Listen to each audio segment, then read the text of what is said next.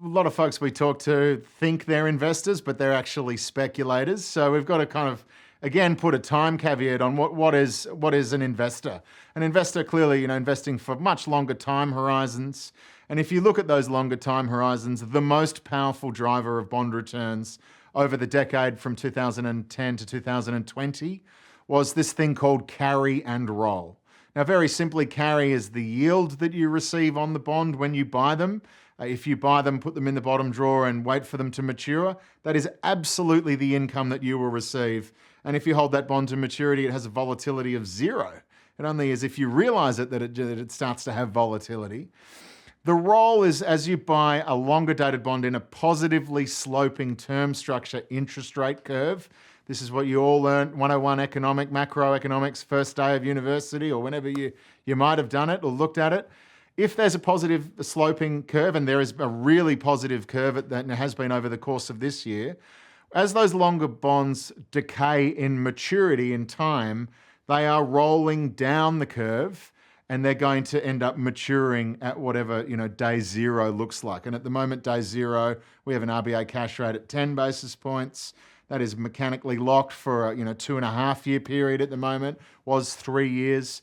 So that's a very powerful function. And essentially the bond has a capital appreciation or a capital accretion in that process. So just to make the maths really, really easy, and these are not the current levels, by the way, but let's assume that we have this lock at the 3-year point at 10 basis points, and we buy a 5-year bond at 50 basis points. As that 5-year bond becomes a 4-year bond, well, we know when it becomes a 3-year bond, it will yield 10. And so when it's a 5-year bond yielding 50, funnily enough, it's going to be pretty close to 30 as a 4-year bond as it's sliding down. Now, that curve isn't always perfectly linear, in fact, very rarely. But that concept is essentially that kind of escalator of return, which is very implicit. And that's what investors should be really focused on. For speculators, clearly duration gets all of the attention. It's the thing that's very obvious in the short term. Big duration moves generate, big immediate price changes. And clearly, if you realize that you can lock that in, be that positive or negative.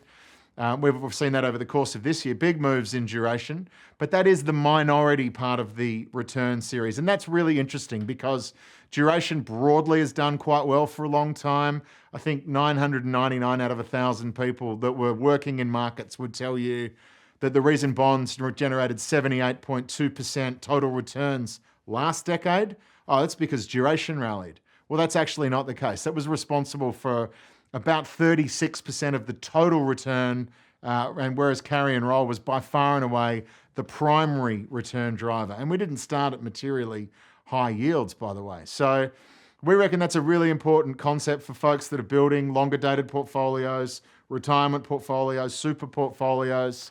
When that curve gets steep and when those longer dated yields rise, that is the best time to invest. And that happened earlier this year.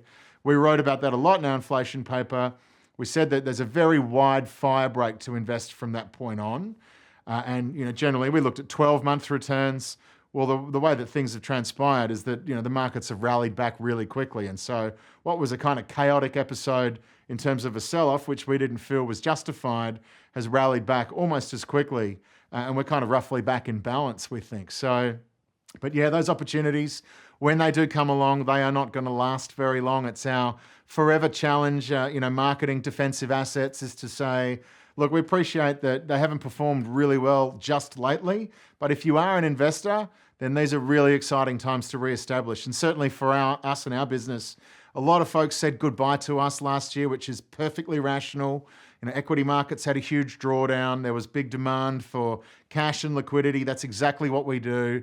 Thanks very much, guys, but we're off. And that's the way it's supposed to work.